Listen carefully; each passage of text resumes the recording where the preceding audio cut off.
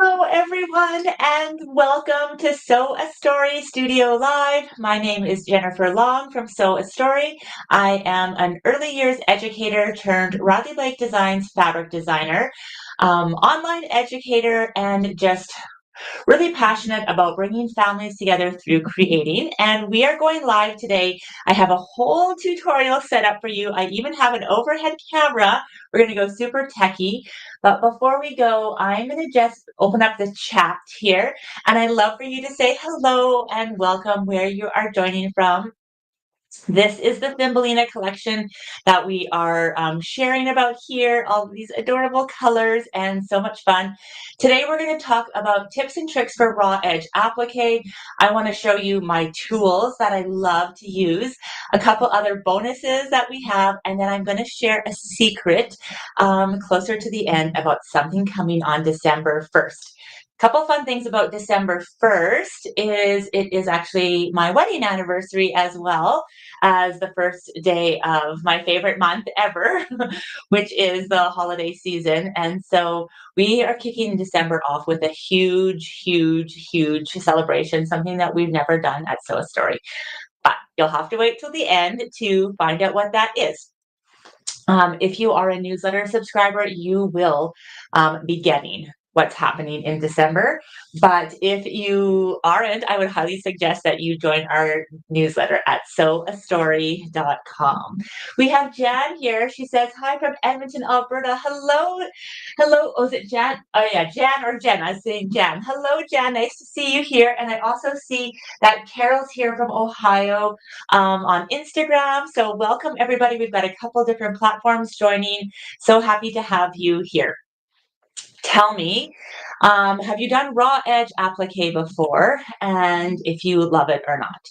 So there are some things that I absolutely adore about raw edge applique. I'm going to share tips and tricks today about it.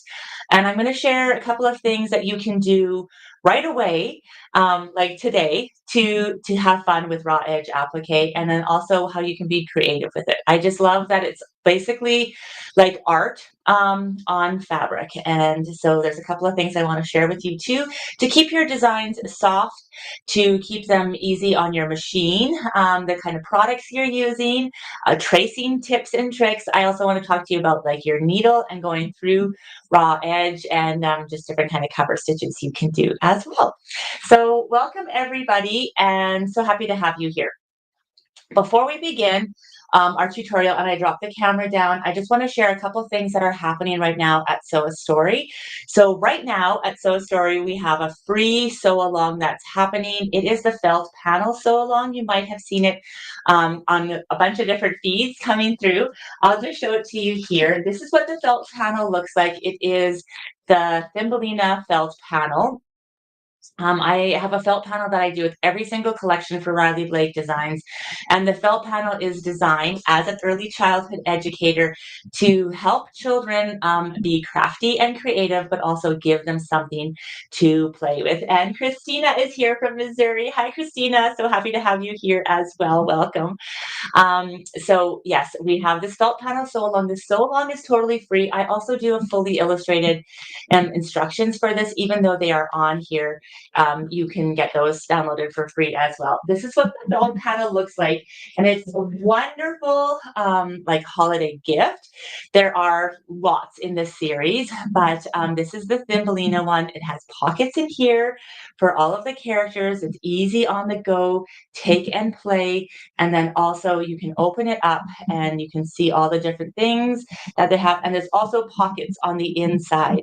So we have pockets on the inside and tons of characters, great for imagination and play. And it's really, really, really a ton of fun. That's happening right now. I know we have a lot of retailers, online shops, and brick and mortar shops in the US that are carrying this panel, and we have some around the world, some in the UK and some in Canada. But we are also bringing some in at Sew a Story. So I don't have them here yet, but we are going to bring just a handful of them in here because I know sometimes it's hard to find them. So I want you to go and support your local quilt shops and your local stores. But if you can't, we're hoping in the next week or two to have them up on the website, and then you'll be able to get a couple at Sew a Story as well. While supplies last, I guess. So yes, that's we just because of demand and everything else, we're trying to just support our customers and our shops that way. So it looks like that. That's the Thumbelina felt panel. It's a great thing you could do with your children, for your children. And I just want to show you a couple embellishments that we're going to be working on. There's like hand embroidery. I have sparkle paste on there. Just so fun. So that's the Thumbelina felt panel. We also have a couple of memberships that I just want to talk about, and they are completely non-committal, if you will. We know you'll love them, and we've had actually people in them for 6, 7, 8 years already. So we know we're doing something well. But we have one that's called the Pattern Club, and they get 2 patterns every month, and it's just that, a pattern club. They this month they're getting this pattern, which we're going to actually do the raw edge together in. It's called Garden Tools, as well as they get this hat pattern. Um, so much fun. So it comes in multiple sizes and really adorable. So 3 sizes, that's the adult size. So we have that membership, and they have like a wonderful time in there. Then we have the Modern Rag Doll membership, which is a machine embroidery doll in the hoop membership. And that membership has, they get a doll every single month in multiple sizes. It is, this month, it is Thumbelina herself. So I just love to share with you what she looks like. She has so many details, like the stitched shoes on her. If you have an embroidery machine, oh, I think I have a thread I saw. If you have an embroidery, oh, that's my bracelet.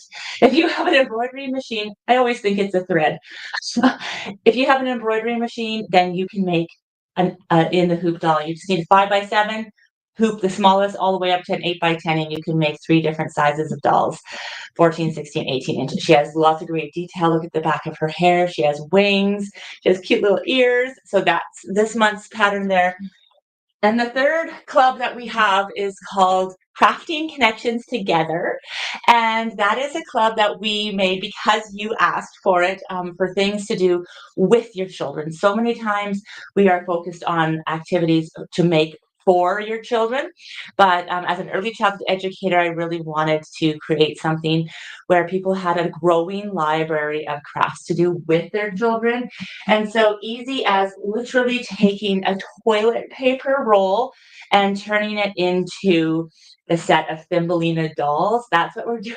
It's fun.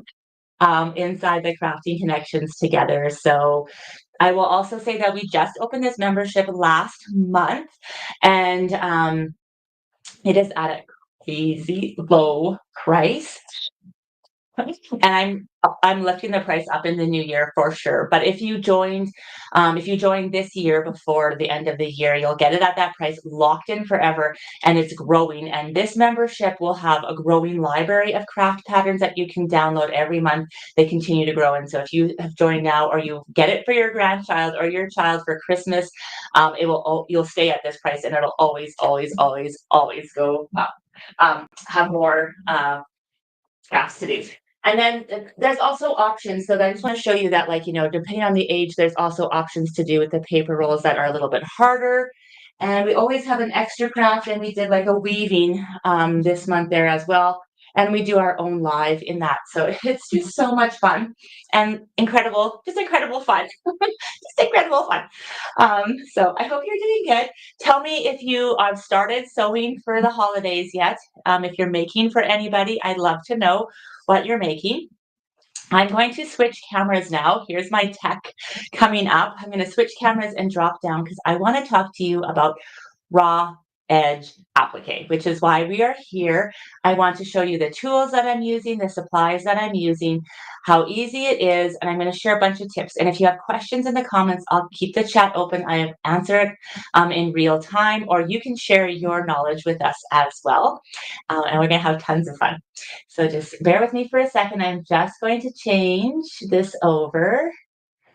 All right, I'm going to do this. Okay, whoops, hold on. Nope, that's not how I want to do it. Like that. That's how I want to do it. Okay, you go. So you can still see me. I'm on the bottom of your screen. Hopefully you can hear me. Give me a thumbs up if you can hear me. And this is my work surface here so that we can really see. Look at that. Yay. Okay, so a couple things is I'm going to use this pattern. That's the pattern of the month because probably many of you have it already, or you can always grab it if you love it. And what it is, it's a combination of traditional piecing. So the spool is actually traditionally pieced, and then it has whimsical raw edge applique overlaid on every spool. And I just feel like it's so fun and beautiful. And there's a couple of tips that I want to share with you to get the best results. Also to make sure that you have your seam allowances all the time. And I want to share some of the tools that I love to use for raw edge. These are the Thumbelina fabrics here. Aren't they so much fun? All right, so a few things that I think that you should have is obviously a good pattern. You're going to want your templates. Now, a few things that you want to check with your templates before you get going is if there is print at 100%, the square should measure 1 inch, a 1 inch square. So any good applique template that you have to print yourself should have this on it. It's really important to check that out because if it doesn't, sometimes your printer says fit to print. Have you ever had that happen? Where you've gone and printed something and it actually isn't the right size. So what that is, I'm just opening up the chat again so I can see any questions that come in. But so what that is, it just makes sure that you've printed this at actual size. There is a setting on your printer, and I want to just let you know about it, is if you go to print something, your printer will sometimes automatically just say fit to print, but there is like a drop down in almost all printers that say actual size. And so that's something you do want to just test yourself if you are printing templates yourself. And technically every page of a good template pattern should have those, so you could check them. If there's something like this on a Sew a Story pattern, we do this. I just love it. We do like part 3 of 3, and it matches here part 2 of 3, part 1 of 3. So you know exactly where to match your longer stems. And we have this gray overlap. So the gray overlaps on both. So that it just covers up both sides. So I feel like it's a really accurate way to get best template results for that stem. And then, you just cut them out. The second thing to check about your raw edge applique, if it isn't made for raw edge applique, it might not be reversed. So a raw edge applique pattern should already be reversed for you because you are going to be tracing it onto the back side of your applique. If you are using SVG files, which is not what this tutorial is about today, if you want an SVG tutorial, I can absolutely give you one. But if you're using SVG files, you're going to want to make sure that they are right side up because you actually put the fused fabric right side up. But we're going to talk about raw edge applique and working on the wrong side. Okay, so let's get going here. A couple of tools that I like to have is a good pattern. I love my Caterpillar cutting mat that is also a light box. So it has multiple settings of light. I don't know if you can see that. Yeah, it's coming through for you. You can see that it's like nice and bright, and this is really great for tracing. So you can also use a window or a light box, but I feel like this manages everything for me. So I really love that. I also really love using Heat and Bond fusible web product here. I actually like this light one here that I have. It's called Heat and Bond Light. Even extra light, depending on what I have, because I'm going to sew these down.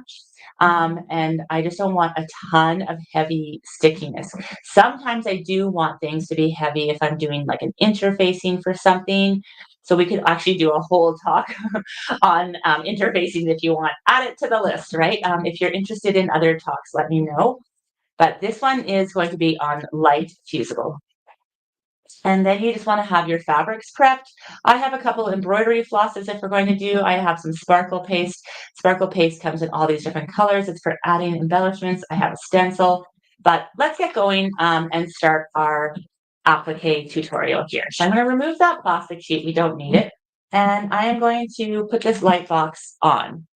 Now, I already have a couple of pieces ready here, so the stem and a leaf, but what I want is this flower base here.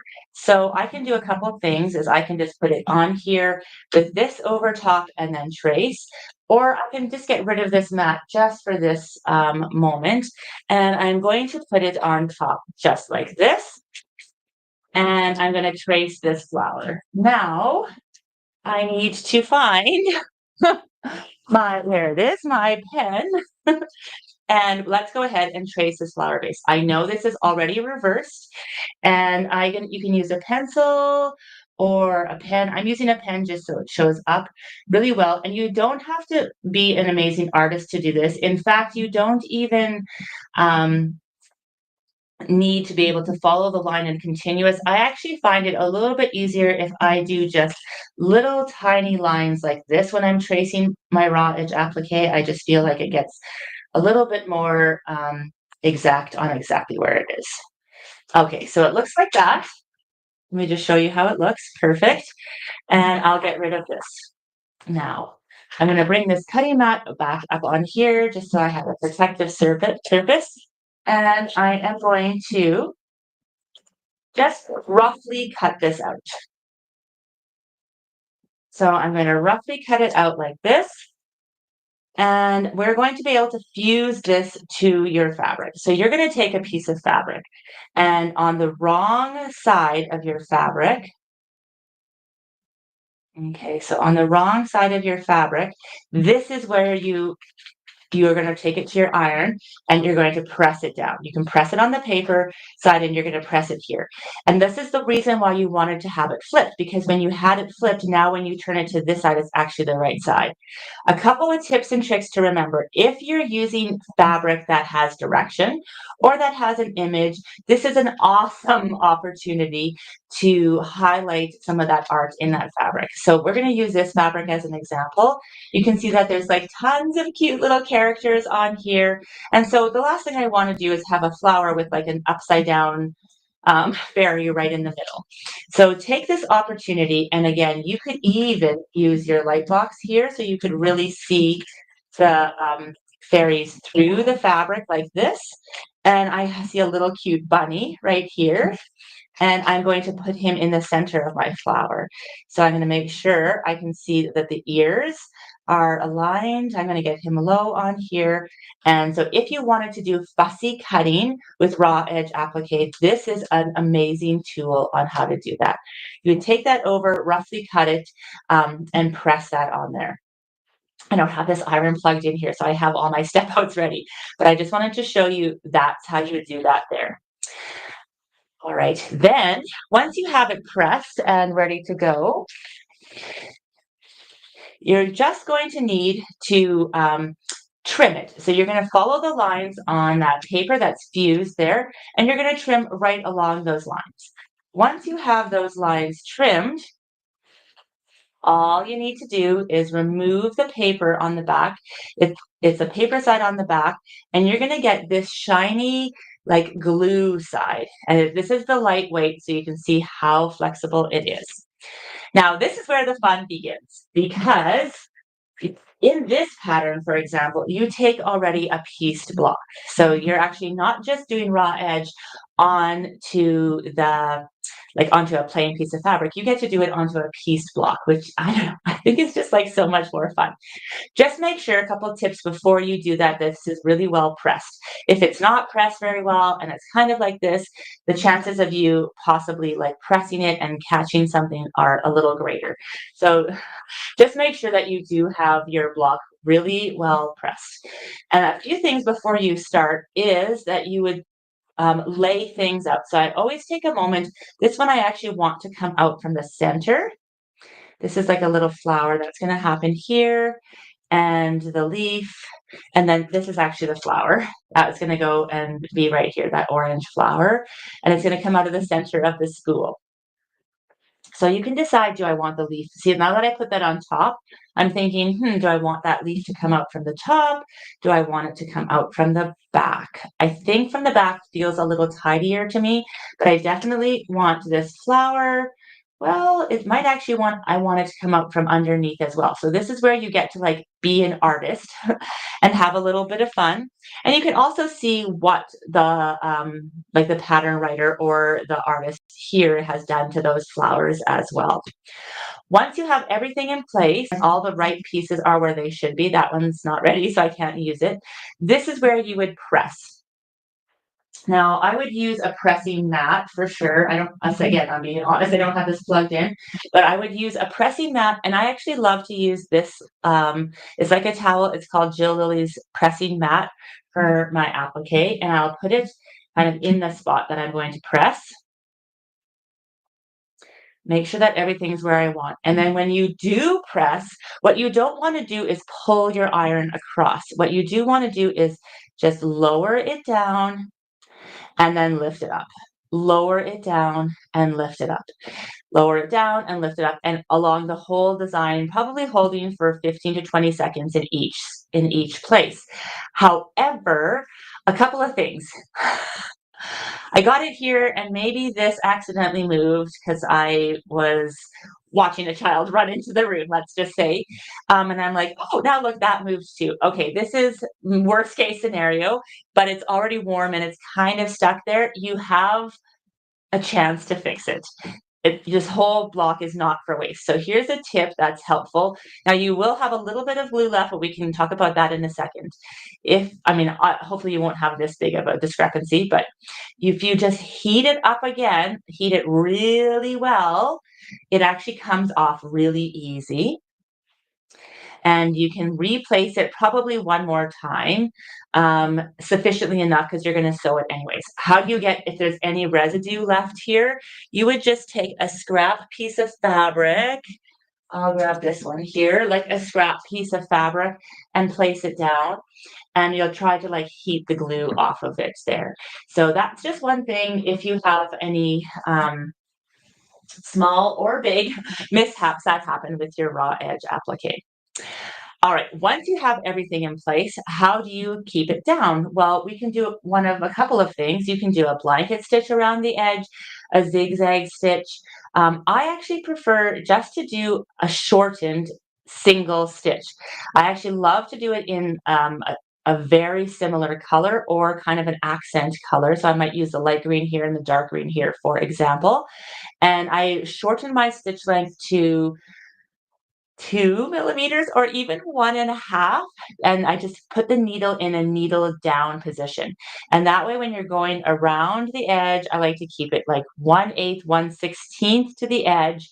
Then when I'm going down at this corner, my needle is down. I just rotate my machine and come all the way around. So those are some great tips and tricks for this. This is anybody that's joining us right now. We are just doing some raw edge applique, and this is going to be a flower that comes in here if you're wondering what that design was. Embellishing. So once you have it stitched down, it really is washable. It will fray a tiny bit depending on the type of fusible you use and how strong it is and the kind of cover stitch you've done on it. But you can always add additional fun to it. So you can add hand embroidery to any of your raw edge applique, especially when you're using the light. It's actually really easy to stitch through. You can use a stencil. So this one's a sparkle stencil, and let's say I wanted to put a couple of little elements in here. I could paint some over with a matching green on sparkle paste and really just add to the whole project. So I would love to know if you have any thoughts on raw edge applique or questions. And then I want to share with you a secret of what is coming. So I'm going to come back to my face forward version. Just give me 30 seconds to get this over. All right. And go back here. All right, here I am. Okay, so I'd love to know what you think about raw edge applique and how you feel about it. Have you done it before? And would you like to try some? Because I have something to share with you. We will be sharing this in the coming 2 weeks, but we have a great, fun, free program that is coming starting December 1st. It is okay, you're hearing it for the first time. It is our 12 days of Christmas. It is just one pillow project. All you need to do is be on our email list because you will get an email every day for 12 days that will give you a part. Should I tell you what it is? Do you want to know? I can show you too, but I don't know if I'll reveal it just yet. It's a Nutcracker Santa applique pillow. It is so whimsical and cute, you guys. Oh my goodness, it's so cute. And it's going to be totally free. It's just a fun celebration I want to do together with you. And it's a way for us to connect and join and really thank our email list. We have an amazing, amazing email list. I almost over 80,000 subscribers on our So Story email list. You guys are amazing. And we want to thank you every so much from our hearts for being here. We couldn't do this without you. And this is like our way, my way of showing thank you. So if you know anything about me, I used to dance professionally ballet. So nutcrackers are really close to my heart, but I wanted to do, and I have a nutcracker collection coming out next year, but this is just in scraps. This is just in your solids. So you just need to have solids and it's totally free, but it's only going to be available for those 12 days. It's not going to be on the website the rest of the year. It's just for our email subscribers. It's just a thank you for being here. And I wanted to preface it with this tutorial so you can always come back and learn a few tips and tricks. And I love just adding a little bit of raw edge applique. So I think you're going to adore this pillow. It's really easy to make, and you'll have it done in 12 days on December 12th. So I'd love to see what you think of it, and I can't wait for you to be there. So thank you so much from my heart for being here. Again, I'm so grateful for everyone and the whole community. I hope you have a lovely rest of your week and leave us comments if you're going to join. Make sure you hop over to sewastory.com. There's a little pop-up that comes that says join our newsletter, and that way you will make sure that you get this email. So thank you from my heart for being here, and I hope you have the most absolute lovely day, and I cannot wait to see what you create. Thank you from my heart for being here. See you soon. I'll see you next week. Bye for now.